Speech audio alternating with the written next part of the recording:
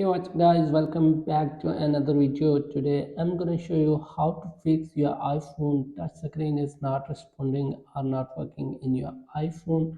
So let's get started without wasting any time. First of all, make sure that your iPhone is clean from dust and water, and make sure that your iPhone touch screen is not broken.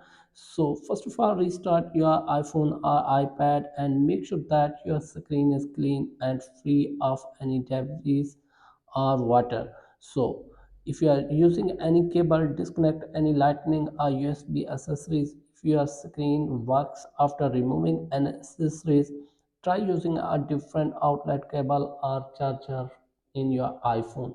If your problem is still not fixed, so go to force restart your iPhone. So let me show you guys how can you force restart your iPhone.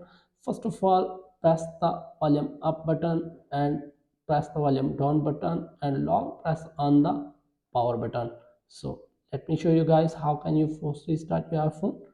First of all, press volume up, volume down, and long press on the power button until you see the Apple logo appear on screen. So wait for a few seconds. As you can see, phone is restarting right now. So as you can see, appear on screen Apple logo. So leave your phone,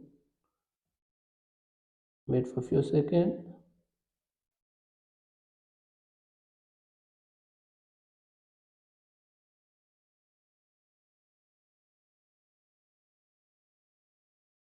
So after restarting, your iPhone will work hopefully.